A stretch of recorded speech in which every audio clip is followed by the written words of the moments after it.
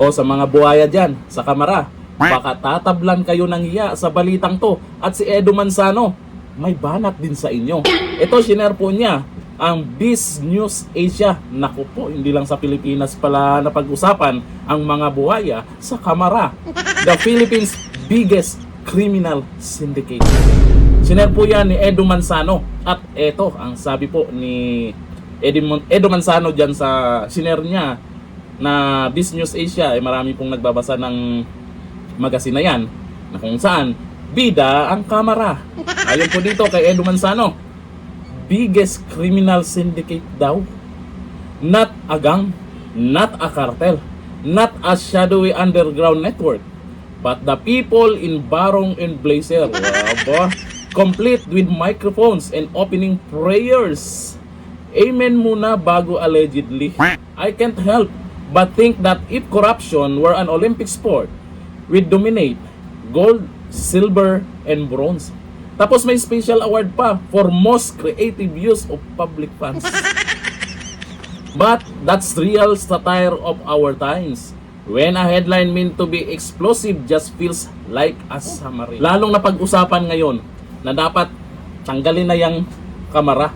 Kasi ang sabi, pagdating sa usapin ng corruption, nanggagaling daw dyan. Ang nangyayari kasi dyan, pati yung matitinong mga congressman, kahit iilan na lang yung mga yan, nadadamay sa mga buhaya dyan. Sa laki ba naman ng pera na hanapin dapat nila kung nasaan na, kung sino yung mga pumaldo dyan. Inahin pa nila yung pagpapa-impeach kay BP Sara. Pero yung bilyon, yung trilyon, na dapat may managot na sa maanumalyang flood control project, aba, yung ibang mga congressman dyan na sangkot di umano ha, relax lang.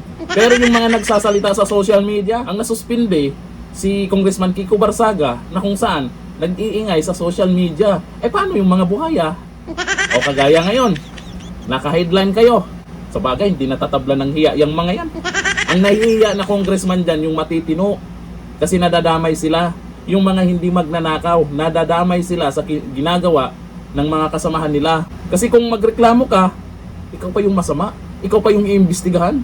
Ikaw pa yung isuspinde? Aba, ang tindi.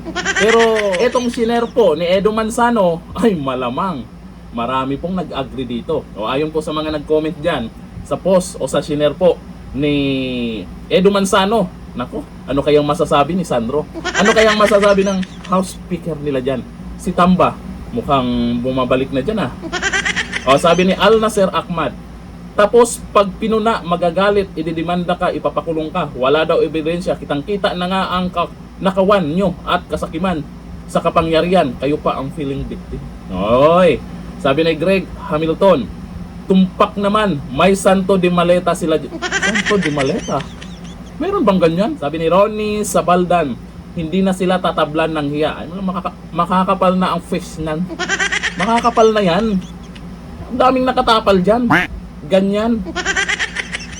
Kaya dito, ewan ko lang kung may magsalita na congressman tungkol sa shinare po dito ni Edo Manzano.